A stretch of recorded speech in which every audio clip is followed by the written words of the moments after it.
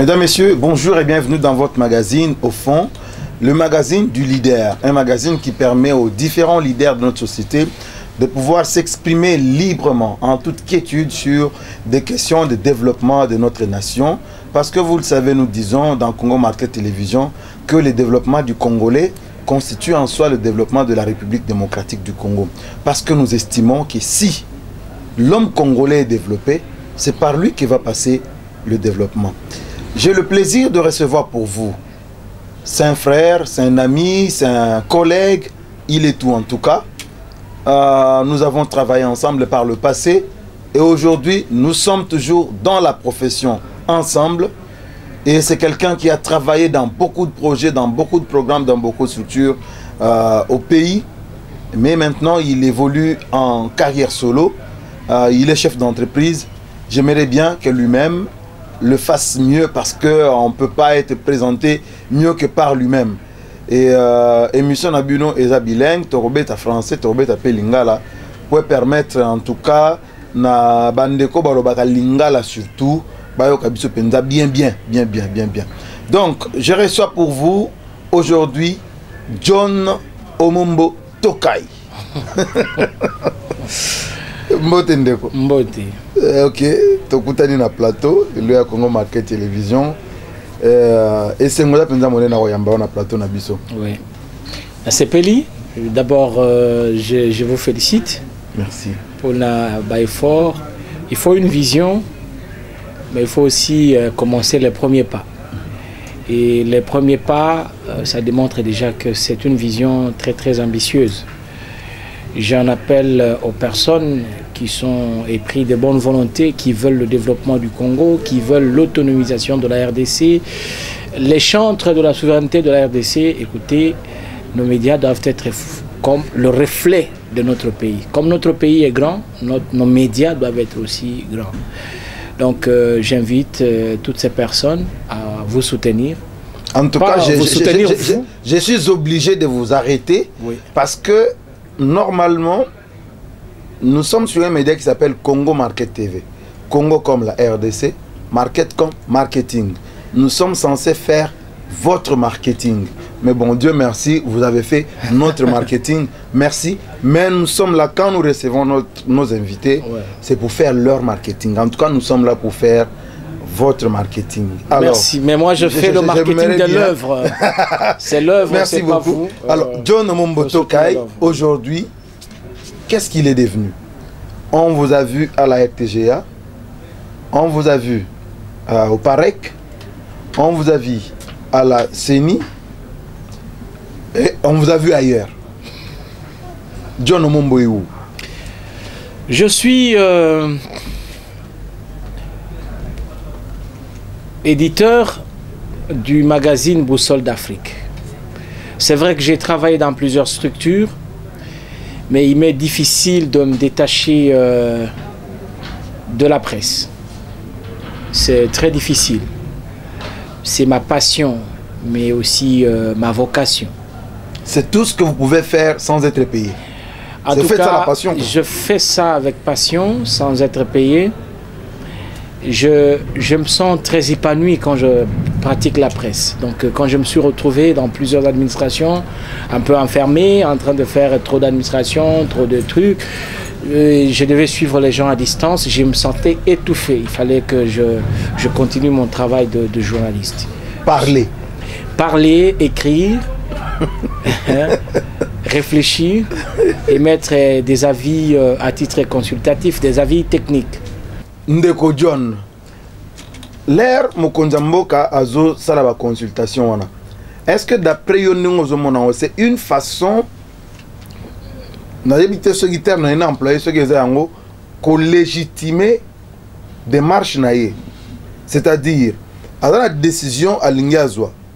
Mais azo jauger na nous opinion parce que na mboka na biso il faut dire que tous akana ba sondage penza ya makasité pour ceux qui ont mboka neti ba États-Unis baza makasi penza na makamba sondage balingi basala boye ba sonde opinion lelo na habité ceux qui dans institut ya sondage moko malgré ba consultation mukonza mboka tout le monde va venir nga panda baza wana avec le point naïbde ceux qui il a pensé à ça la sondage mon royer baleloyo qu'est-ce que l'opinion quinoise ou congolaise pense de ces consultations du chef de l'État parce que n'est yo lobby boye qui va consulter yote.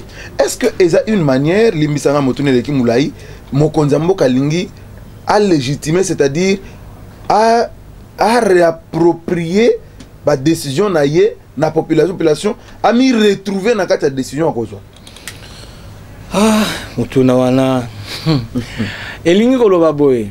Ya liboso sondage ezala raté na Congo. Biloko zolo bana nyonso eza ba moi cop. Il y avait un panda quand même ezala sérieux non. Sondage ezate na Congo eza cop. Vani na palais. Jenny tout ça neni. Beti to commis français. Tout ça la preuve ya bato na kawana vraiment Jenny.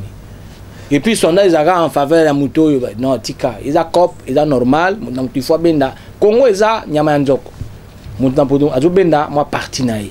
Sondage qu'occupé sondage sauf ce qu'on a commandé sondage à moko Dieu ba oui aux apembe ba ba te aux amwindo voilà donc pour un sondage mettons ça de côté tant sunga tant on a ça sondage nanga tant que vous allez bien OK na lobby boye pour makambo tali consultation ngai en tant qu'analyste nazo mona na musika option eza misato ya liboso. Soit c'est un passage en force. C'est-à-dire, comme on a qu'un intérêt à peuple, ESA garantie, le coup là intérêt à peuple, des lois suprêmes, des naïobata français, balobaka, allez, passage en force, faisons des choses, c'est-à-dire, on viole la constitution, on fait ceci, coup d'état constitutionnel, tous à mesure, allez, tous on a ordre, tous on ça ordre après. Option ami balé, Ezali, soit président de la République, après avoir écouté Batunyonso, Azongi a quelque solo là, na partenaire naïe politique, au basala qui coalition, il y a Joseph Kabila, basololi, soit qu'on revoir gouvernement wana, qu'on revoir Makambu Belé ou Italie, marche en boka pour que action et marche. Option à Misato, soit dissolution et Assemblée nationale. Mais dissolution Assemblée nationale, je pense que et que l'option où ils allaient très risqué. Pour comme un instabilité, moi comme casse, la conséquence c'est ça ma béming. Donc les trois options là, les trois cas de figure, on a qu'à imaginer en tant qu'analyste, soit passage en force, soit qu'au revenir na échange, na partenaire naïe, ou bien qu'au ça la dissolution de l'Assemblée nationale. Ces trois options, nous avons. Mais s'il y a une option qui peut encourager, et les options, il y a rapprochement entre le président de la République, Félix Tshisekedi, na sénateur à vie, Joseph Kabila, Basolola. Parce que Bangomi Balé, Nde Babotaki coalition Oyo. C'est ça l'option que je peux proposer. Et j'encourage des marches à Senko, na point de vue Oye Pesamaki, na Nemo Nansemi, point de vue Oye Pesamaki, na grand frère Nangai, Joseph Olenganko, na cadre et à CNSA.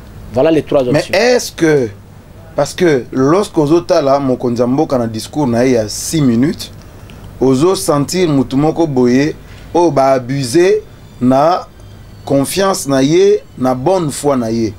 Est-ce que yozo pensez que le loyo bandeko ya FCC baza en mesure ya ko changer kokota na dynamique, ya intérêt communautaire, intérêt collectif, intérêt à nation. Est-ce que aux hommes bango va changer pendant ba kota na dynamique wana ndengo zo ba soko ko privilégier voya li solo na sénateur à vie. Est-ce que yemoko d'abord à sa mesure ya ko adhérer na schéma ya Mokonzi Mboka? Est-ce que bato baza simana yo bazo benga ba kasik ba faucon tout ça? Est-ce que baza prêt ya ko kota na schéma ya Mokonzi Mboka? Le sénateur a vu Joseph Kabila ndenga zawana azamutama solo asolaka depuis kalaye à la kisabiso culture à dialogue permettaye ba opposer à lobby ba rebelle à lobby ba koma batunaye ba koma ko sala musala naye par le dialogue. Donc on ne peut pas condamner Félix Tshisekedi na ko sala consultation wana. Et là on a resenga na FCC ngana mon lokola bazolanda vision à leader na bangote. Pour natikala koyoka ata interview mokote oyo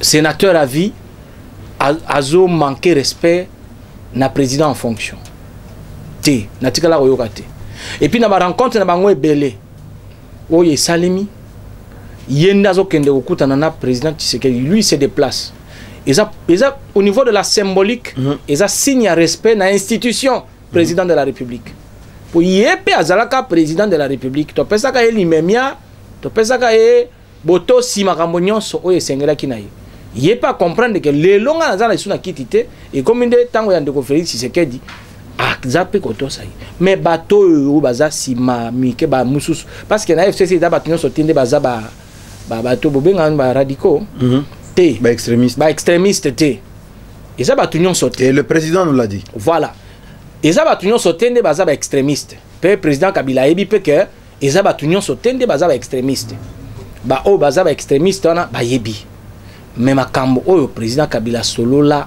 na nani successeur nae Félix Tshisekedi kaka bango mi balende bayebi peut-être na ba très proche na bango donc nazo senga na FCC pe na bato musupe ya cash parfois on crée des crises là où il y en a pas ba crise on a nyonso bazo créer c'est pour régler problème ba individu intérêt à Congo ezana makambo na te. Donc, à un certain moment, il faut permettre à la présidente Tshisekedi, il y a un programme commun qui a été présenté pour que le programme est salima. Il a été voté sur base d'un projet de société.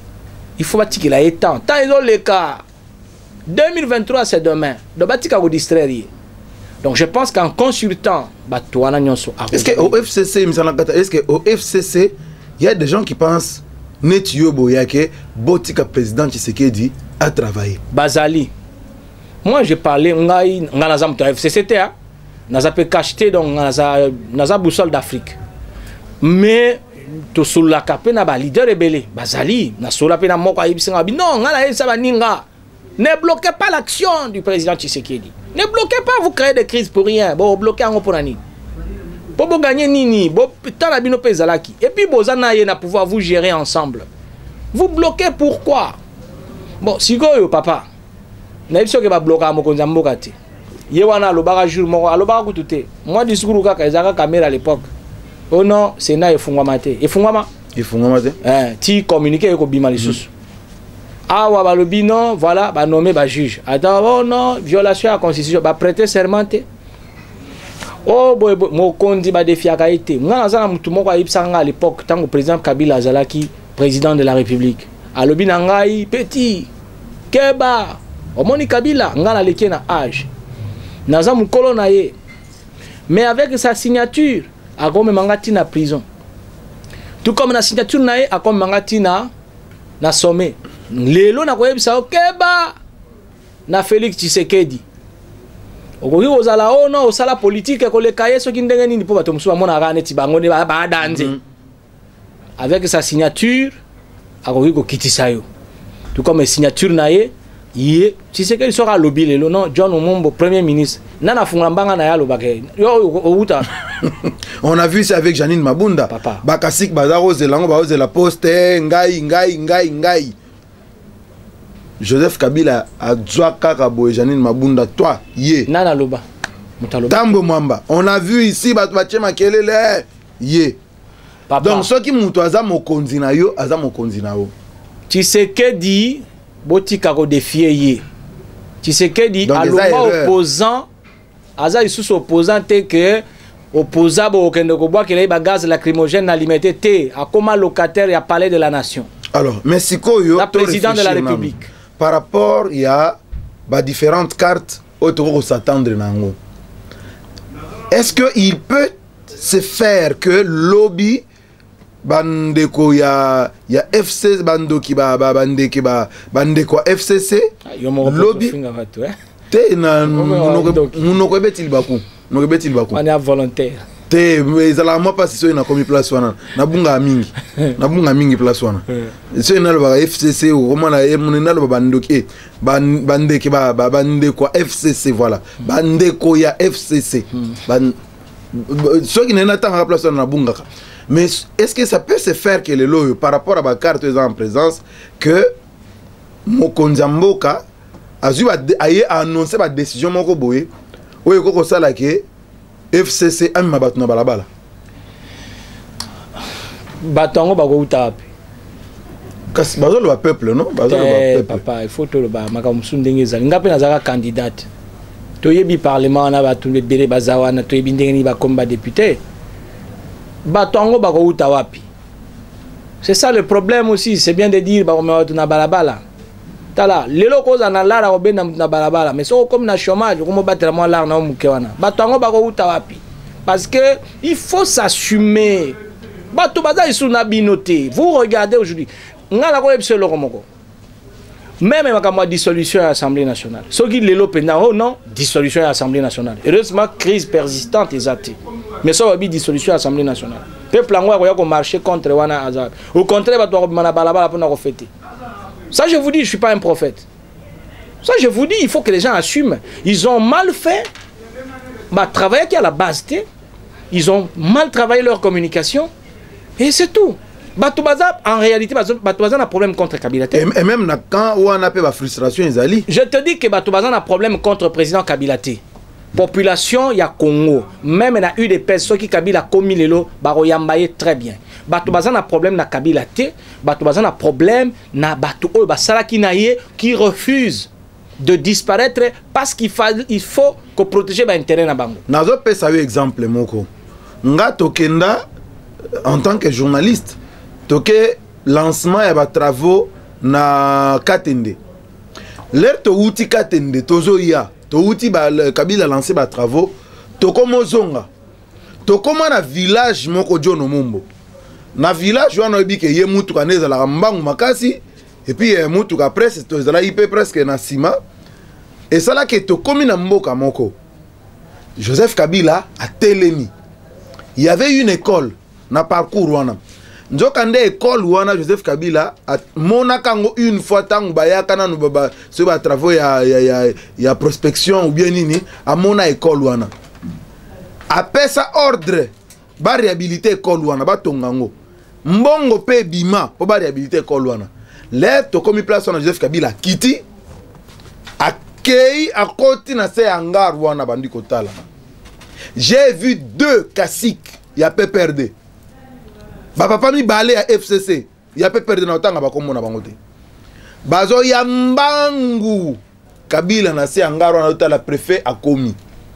So Kabila zo tuna préfet wana pourquoi ti lelo école les aboyé.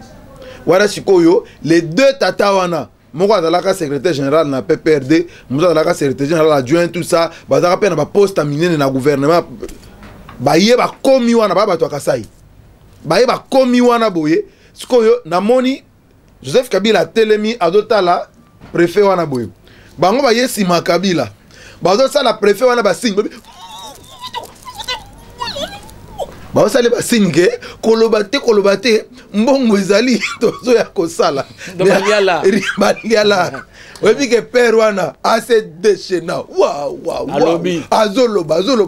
Na koma mikanda, na benga, oh tout ça ba yambanga na téléphone te ba répondre à mikanda. Bongo. Mais le problème c'est la suite. Le problème est exemple yo pesiwana difficulté au président Kabila Zaki nango ne yango wana. Makamwana nyonso il n'a pas sanctionné. Suivi, sanction. Ezala quitté. Azalaki tellement bolamu que le quel est le problème. Suivi Ezalaki bolamu. Bon, par exemple le président Fachi. Tala nanzela elenge sa bazo sala elenge c'est pas ya gouverneur Argentine Ngobila. Hein, ceux qui pako otangele pe likamwala mwasali na vie na peut-être ezikwa yango wana pour histoire neza mo mobulu mingi mais nzela wana elenge sa bazo sala ngo le président est allé. Yango na ebiso que Yé a utilisé qui film beauté. Lelo est comme difficile mutaïba. Pour tout le monde a DG. Quelque chose de la guité pour la DG. L'uso la cosa rabiso. Oui pour ORV à Outokota. Papa. Affaire à 15 millions. Oui. Tout le monde a le DG. Na cravate mutake ake makala. Mais n'attends makala. Ils a salema pour la bangote. Oh, qu'on a en cravate, on va le chercher. Et ça l'a raté. Malgré par rapport à l'uso le bambilé. Donc, wana ezalaki mais yemoko lozola zaki ministre ya justice aloba biso kuluna en cravate akanga combien po ezali kaka kangi boye ba biso wana ezalaki na kati ya système ba ouais mais justement ba toka kanga linga kanga ba biso tika tango atala poste na ye akotika ngo et puis attaque yi soka komi kuna magistrat au mamoto donc c'est pour dire que les lots pour éviter makambo na mboka les lots ndenge eza boye esengeli sagesse ezala na sommet à l'état sagesse ezala au sommet ya leadership ya mboka de sorte que président Tshisekedi, président en exercice, président en fonction, ou ya simi destin ya mboka ya Congo a solo la nande konae Joseph Kabila kimia ekota s'il faut kolongola bato nyonso ba osala blocage wana. Mon cher ami, qui te dit que bato nyonso ba osala makambo wana nyonso Kabila soutenaka bango? Non, parfois ils ont même ma responsabilité makambo kutu etaliete. C'est ça le problème. Donc bato wana ba bloquer qui ba jeune tala régime à Kabila. Kabila zaki 29 ans, le président le plus jeune du monde entier. Mais combien de jeunes ont un poste stratégique dans le régime? Au moins, la jeune Moroboy, non, vice-premier ministre. Ou bien premier ministre, jeune Moroboy. Non! Bazoa qui est en otage, bloqué. Et puis, bango, sali base na bango. Sala base na bango. Donc, il y a un problème. C'est possible que les jeunes se retrouvent côté fatigué. Mais alors, parce qu'ils étaient frustrés de l'autre côté. Mais alors, papa, qu'on se retrouve côté fatigué. Ils ont créé 4 jeunes. Malheureusement, le temps est très jaloux. Non, pas malheureusement, j'ai dit l'essentiel, papa. L'essentiel, oui. Mais pour nous, ça, on a quand même, on peut ce message, les loyaux, na ba jeunes no bazolanda yo par rapport à lobby à Congo. Tout ça la nini. Qu'est-ce qu'il faut? Lobby à Congo, et ça que les jeunes tous à l'ensemble. Tous soutenir changement. Changement, il faut qu'on à tous les niveaux. Tous là, tous à la base, il faut pas tanga bien, il faut pas ça nini. On va pas toujours continuer à cause de étouffer na ba parti politique oyo. Et la guise limite nango. Et la guise limite nango et puis bazo favoriser ba jeune été. Donc et si makamwana ya kokende ko accompagner ka ba tata wana na basi na bango bana ba copine na bango ba kotsa bango na parlement. Donc makamwana tozo senga la président Fachi ba aider biso. Seni pesa la seni moko crédible. Oyo ko sala que ezala te ke muto akei ko sala élection liste msunde zo sala makoto. Na tindenge les gars qui a compilation seulement ité mon frère pour la députation nationale. Tozo nga isu makamwana te pour moyen to le belango ezate. Donc soutenons le changement. Encourageons le président de la République à réaliser le plan Oyo y a bien pour le Congo. To encourager les investisseurs Baya parce que l'État seul ne saura pas développer ce pays. Les investisseurs Baya, guerre ici là, maquiller ba marche na ba pillage ezalate pour que les investisseurs Baya to développer mbokana biso.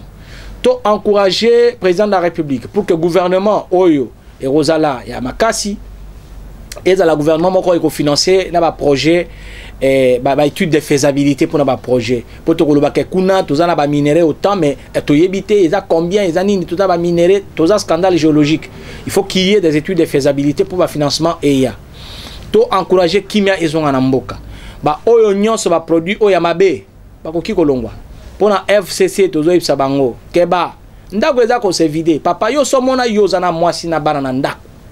Mais moi nazo kende kolia pas voisin. Ata soki o condamné mwana wana. Mwana le bino nazaka ka mwana ya papa Johnny Kaninda. Mais nga nazo soutenir voisin na oya za ko sala. Papa, yo ata o condamné mwana wana, soki boke na vote, voya mwana ne ko kende pas voisin. Faut que tala pourquoi bato azo kende kuna. Et puis n'étouffez pas les gens, botika bato ba kende ko solo na mokonzi mboka. À l'époque, tant au président Kabila a la consultation, on n'a pas empêché aux gens. Botika bato. So vous une invitation, botika ba kende ko solo là.